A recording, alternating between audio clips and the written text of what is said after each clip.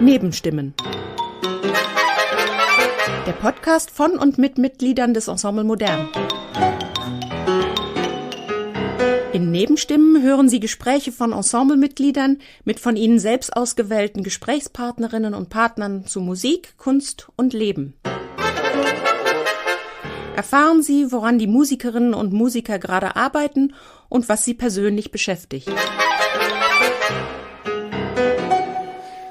Welcome to Nebenstimmen. I'm Paul Cannon, double bass player of the Ensemble Modern. Today I'm joined by Ondřej Adamek, composer, conductor, performing artist. Ondřej, my very first question for you, how do you pronounce your first name? Ondřej. So English on? Yes. On? Then d. D. And then a tricky sound. So there's like a z and a r. Yeah. Zrr. Yeah. Like very fast tremolo on contrabass with little sulponticello in it. Okay. Well, I'm going to call you Ondřej if that's okay. It's fine. So, Ondřej, we're working on a project at the moment. Right. It's called Connection Impossible. And we're going to talk a little bit about that later in this episode. But I want to take you back about 10 years to the first time you and I met, which would have been a recording session up in Hamburg on a piece called Karakuri. Right. That piece involves quite a lot of special activities, let's say. So not only playing instruments, we also have a singer. She's moving around, she's speaking, she's singing. One might say she's acting. Mm-hmm. And the musicians as well are doing quite a bit more than just playing their instruments. We're making all kinds of sounds and noises. And I don't recall in that piece if we do a lot of vocalizing. I'm curious in general about your interest in more performative music, and not these kinds of, how would one say that? It's not only music in terms of sound, it's also about gesture and so forth. Right. Yes. So there are several influences. When I was very young, like 15 years old till maybe 20 in Prague, I did some performative concerts, like as a multi-instrumentist. And we moved mostly in the room. It was like playing by moving. And then I quite quit it when I studied in Paris. I was very much focused on orchestration and instrumental ensemble writing. And when I moved to Berlin in 2010, then I started again to develop this will or this wish or dream that a performer on the stage is not just instrumental player or singer, is somebody who has a stage presence, a body presence, and who can accompany with a gesture also his sound. And I started to notate some little tiny theatrical actions, probably first in this piece Karakuri, or maybe a piece Ima Demo. It was kind of preparation for Karakuri, written for Shigeko Hata, me sampler playing and my wife playing viola. Mm-hmm. And then I did Karakuri, where Shigeko Hata mostly use language, speaking, talking, but also singing, screaming, and very often accompanied by her own gestures. But also you as ensemble, you have to connect to her, sometimes without score, and do also some visual gesture. And I was more and more developing this dream. And this piece we do now, Connection Impossible, is kind of like climaxing right. in this dream, where you as musicians of Ensemble Modern, you are also singers. You have to speak, move, and play sometimes different instruments. I would call it ambitious. You've given us quite a lot to do, and we're all climbing a mountain together. And I do want to talk about that in a little bit, more specifically. But I want to break down a few elements of your work, which, as a sum total, I find very unique. Mm-hmm. That you have these performative actions, which have a little bit to do with dance, I suppose, but dance in a way that an instrumentalist might understand. So it is notated in the score. You also have clearly a very strong interest in language. Mm-hmm. So in this piece now, I don't know how many different languages you have us speaking, but it's more than any of us speak. So first of all, I'm curious, how many of those languages do you yourself speak? So I like languages. I'm quite good in, or used to be quite good in learning languages, especially speaking and understanding, much more than writing and reading. So I speak very well Czech, and my French is good. And then German and Spanish and English are quite all right. I'm very interested in improving the sound of it, the pronunciation. That I mostly work with language coaches when I write vocal music. And then, I learned some Italian. So I have some ideas about 6 languages. In this piece, we have more languages because each of you pronounce at least one sentence in your native language. So we have about 12 languages. Right. But it's also, I would not say I write choreographies. I would not say it's ambitious. I just use the potential you already have.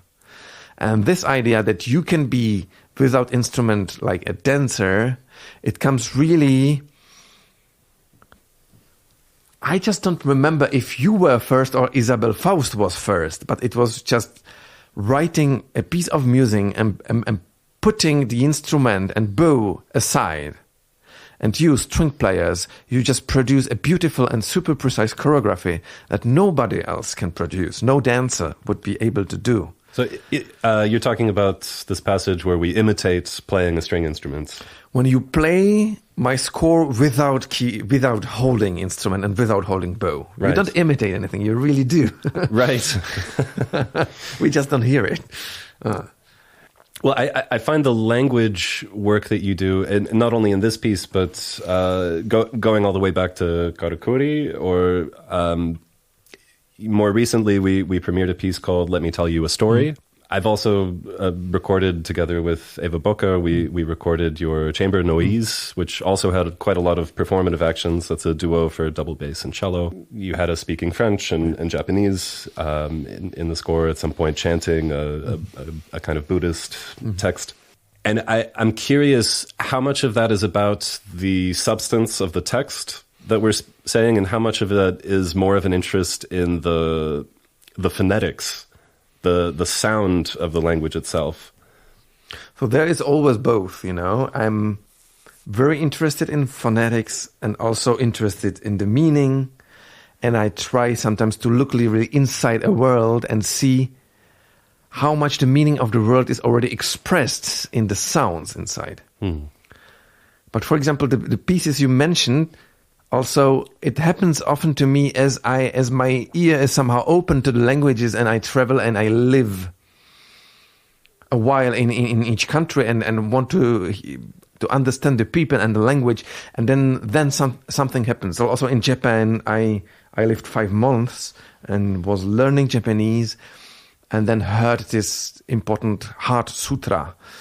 And wanted to see what it is about, what is the language. It's actually Japanese pronunciation of Chinese text. But the first word is completely deformed Sanskrit word. And the meaning is super beautiful. And that's why I put it in the piece that was very much, the chamber noise, very much about all possible Japanese voices or voices inside Japan.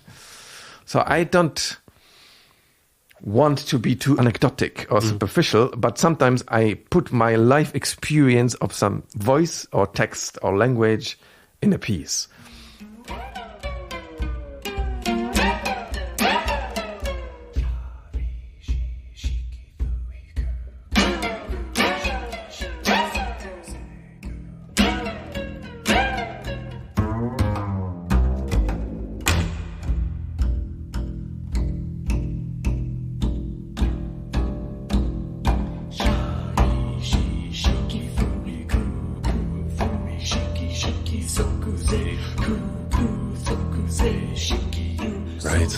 Right. That piece is an interesting example of some of the things you write. The meaning of the text and what's used actually is quite serious and quite profound. Because of the way things are written, there's a lot of extended techniques and a lot of very special gestures, let's say, that might on first hearing come across as funny or an attempt of humor. And I'm curious how much of that is intentional and how much of that is perhaps a misinterpretation. I don't really know. Sometimes people ask me about humor in my music, or I don't really search for humor. I don't let the people laugh. But for example, if I take a language, a sentence, and I decide an instrument will speak this sentence out, and then it's like if a papagay is learning, do you say papagay in parrot? A parrot, yes. A parrot is learning to speak, or a little child is learning to speak. There's maybe something funny about it. But my intention is not to make something funny, you know? And my intention is not to make something super serious, but my intention is to communicate with my musicians and with public through the musicians, and to let the public to erleben, to live something special, maybe also emotionally, to move the public. Right, right.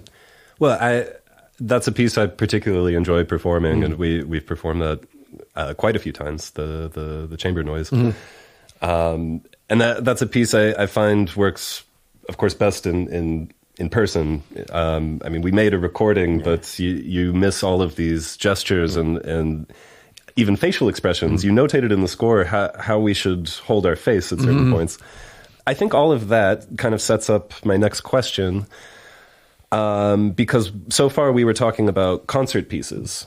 So pieces which are meant to be performed by musicians in a concert hall or a concert space. Right. And now we're moving into what I suppose we would call music theater. I know you also recently wrote an opera. And I'm curious if, on your terms, how would you identify the difference, if there is one, between those three forms? Yes. It's a tricky thing. It depends also on language. But for me, I like to, for example, about my last piece in Köln, I call it an opera. Right. Ines is for me an opera. What we do here is a music theater. And if you say in French, théâtre musical, it has a special meaning that I like very much. It's the piece where the composer tries to write in the score an action that is a stage action. And the biggest composers who started that would be, of course, Georges Apergis, Heiner Goebbels, Karl-Heinz Stockhausen. Right, but those who continue very successfully would be many others, like Brigitta Muntendorf or the Simon Sten Andersen. Many, not that many. But I like our effort to try to notate an action that is a visual action. And there is always something a little bit naive, because a composer conceives everything on a table. But the stage action, you cannot really decide that well in advance. Yeah, I think that's been part of the special learning curve we're having with this piece in particular. What do I mean by that? That there's quite a lot notated in the score, but there's still room for development, let's say, because we don't know in the end what's actually going to work in a practical sense, or what made sense on paper might not make sense in the space. Right. So we're still working that out. And I suppose that's part of what I meant by ambitious. That's quite a risk. So this is my first score where I try to be, again, simple as I used to be between 15 and 20 years old. Okay. And to give you a room to put something on top of it or to develop it. Not to be over-specifying like I have always been. Right. I should mention for our listeners, since I suppose most people listening haven't seen your scores, they are full of detail. Yeah. Every single note has some information on very precisely, and you are a very precise person. I think that's one of the defining characteristics of your musical aesthetic, if I may. That I'm precise in some regards. So I would say my ideas come normally through my voice and language. And then I try to notate them in the way, I always think maybe it's a wrong way of composing, but I think, how can an interpret misinterpret my idea? Right. What should be on the paper that he has no choice to do it completely wrong? Right. But in this piece, Connection Impossible is still different, because a lot of you have beautiful voices, like you especially, Paul. You have incredible range, but it's still very close to my personal intimate voice. It's different to the opera singers. It's different to Tada or to pop singers. It's something very natural, very human, very simple, but in your case, with huge possibilities. And I try to find those voices out in this piece and to let them sound, if possible. Right. Yeah.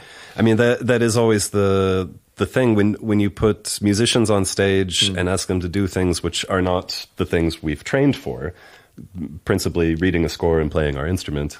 So if you have me singing, I've never taken a voice lesson in my life. Please don't take any. I kind of don't want to, because your voice. Maybe we can cut it out if you. But you do incredible things in the moment when you start. I don't know if you make fun or if you are provoking or if you are experimenting. But when you start like to overdrive your voice, there are incredible things coming out. Well, that's one of the things I enjoy in this ensemble. First of all, as you noticed, we keep things light. Mm-hmm. Okay. That's part of it, but there's also this space for experimentation. Yeah. So in these early phases of rehearsals, when, right now we have the luxury of quite a lot of rehearsals. Yes. And we have the space to try things out. Yeah. So when I have an indication to use my voice, and it's not specifying precisely what voice type or whatever, I will try a few things out. And some of them, maybe it's a provocation, but I think you've already noticed sometimes those provocations end up working. Yes, the question is how we can conserve something that I liked, that happened for some reason, that happened because by mistake or by accident or by provocation, how to keep it. So it's also what I try when I write for you this music theater piece, to use a musician in the way that I notate something that only a highest level musician like you are can do and easily do. For example, I can notate I can specify in very detail the rhythm or the pitches. Yep. And that you can reproduce, but how to specify the color of the voice. So, for example, when you've implied, you were exaggerating like 2 times, but I find it just great. But Thomas says, in your face, there's an action afterwards that he needs to work on it, But I want this voice. I want this voice in the show. That's why I write super high pitches, just to force you to go to this high exaggerated voice. No, I know what you're talking about. I don't know. So how would you call this voice? Like overdriven or distorted or exaggerated? Or now you're asking how to notate angry. that. I have no idea how to notate that. And as I said, I'm not a singer. I'm not a voice artist, and I'm not an actor. So it's always a bit confusing for us if we start getting acting advice or vocal advice as if we would know what that meant. Yeah. But that's the thing that we want to do in music theater. We don't want you to be an actor or a dancer or a singer. We want to provoke in a smart way, something written in the score, some amazing performance, amazing experience that only you can do, because the pitch is written so high, or the dynamics is written so loud, or the combination, or maybe the stress of your fast pizzicato accompanying this dialogue, Right. I mean, I couldn't possibly tell you what I'm thinking when I play that, because you've overloaded the part. I think intentionally. So you have me playing this quite complicated glissando pizzicato thing very fast, and at the same time matching with a text. Exactly. And you keep asking for more and more. So at this point, I'm just screaming the text out. I'm not sure if there's a better way to notate that, to be totally honest. Okay. Yeah. But it's also something super interesting, like to overload you in the score in a way that the stress causes something incredible, that you cannot easily do with other people, with dancers, singers, or actors. Let's talk specifically about the project, since we're already on the topic anyway. The piece is called Connection Impossible. Right. And as of this recording, we've just wrapped up the 3rd day of rehearsals. Yes. Now, we still have, I think, 2 weeks until the premiere. This will premiere in Bregenz on July 27th, 2024. Yes. Let's talk about the title first. What is Connection Impossible? What is that referring to? So first came some ideas and sketches, and we did some tryouts already 2.5 years ago, and then 1.5 years ago, and then 2 months ago.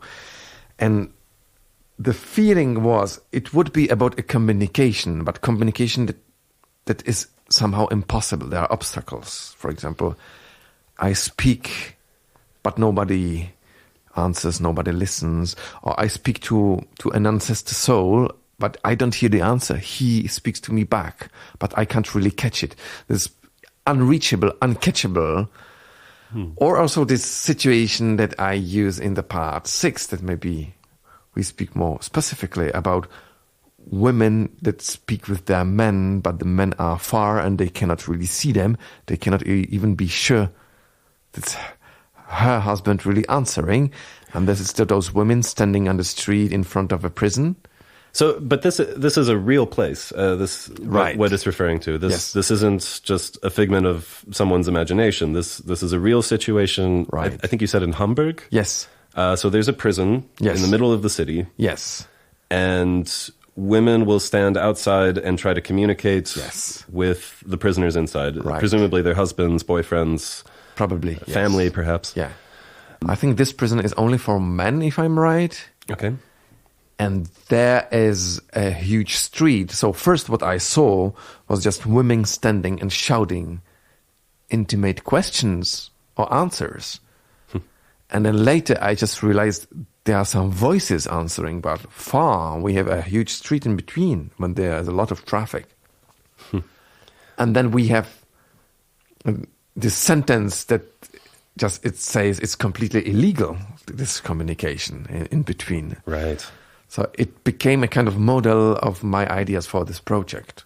That's fascinating. Have you been there in person? Yes. Okay. It really started by me going from my hotel to the rehearsal with Ensemble Resonance and just seeing these women screaming and not understanding what's going on and just starting to stop and observe and hear something more. Wow. Yeah. A minute ago, we were talking about a different scene. I have a text to speak while I'm playing, and that scene is called Debate. Mm-hmm. Can you tell our listeners what that debate is about? So it's Thomas Fiedler who found out this debate. And the debate is between an Indian guru, quite famous one, that I already knew before and sometimes listened to. And he has a beautiful power of speech, yeah, a beautiful oratory capacities.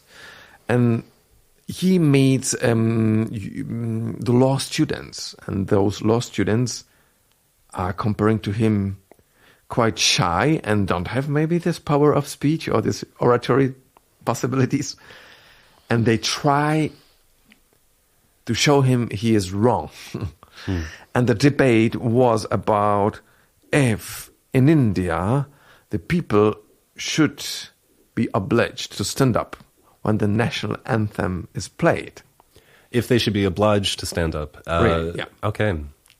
And just to know that probably in India they play it in each cinema, so they play it often.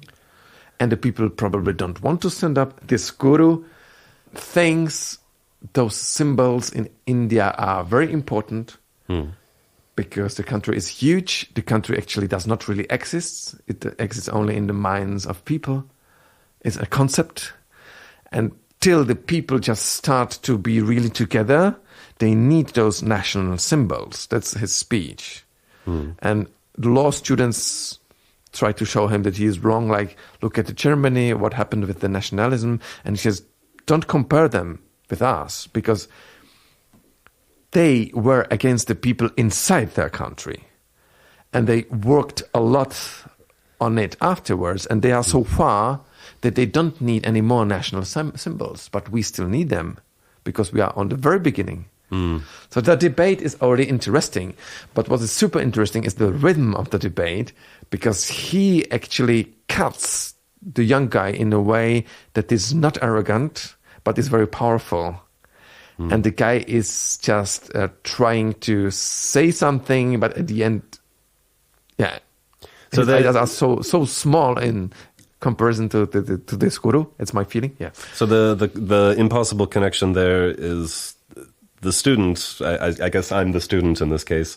Is trying to make a point and trying to have a conversation and is just getting cut off repeatedly. Yes. But the point of the guru, the teacher, is that they need these national symbols for a national connection. Right. So you're addressing this connection issue on several points. Right. There. Okay. Absolutely. Mm-hmm.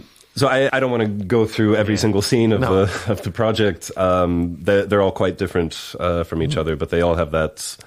Well, they have connection as a connecting line. Right. Mm-hmm. I'm curious, just in general, about your sources of inspiration. Do they tend to be so concrete like that, or do you also take inspiration from more abstract things? They can be very concrete. Yeah. So there's some vocal experience can be really a source for a whole piece. But this piece was very much structured by Thomas Fiedler. I brought him some sketches, so a lot of ideas are from me, but then he really decided how the whole piece would be structured, and he brought some new texts. Like this one, it was completely his initiative. And it was a beautiful help, because usually I'm quite alone when I compose, but when I'm with somebody like Katharina Schmidt or Thomas Fiedler or Eric Oberdorf, it's much easier to work. It can beautifully develop in a new way that I really appreciate. I mean, I'm still just getting introduced to the piece, but I already appreciate that there's quite a lot of concrete references, but not necessarily references which the audience is meant to know or meant to understand. It's just a starting point for the work that you've done. Correct. So I don't know. I find that to be an interesting process, that it's starting from a very concrete point and then becoming more abstract, rather than, I suppose, starting from an abstract point and remaining abstract. Sometimes it was also very abstract, like this. Why did I tell? First was an idea that each syllable will have its own pitch, and its own length, and it was very much constructed.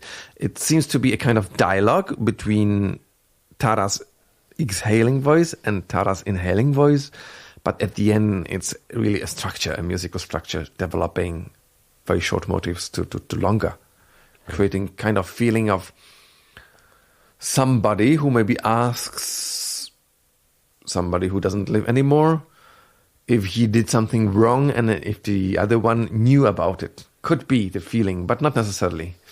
Great. Connection Impossible will premiere at the Bregenzer Festspiele on July 27th, 2024. Ondřej Adámek, thank you very much. Thank you, Paul. Das war Nebenstimmen, der Podcast von und mit Mitgliedern des Ensemble Modern.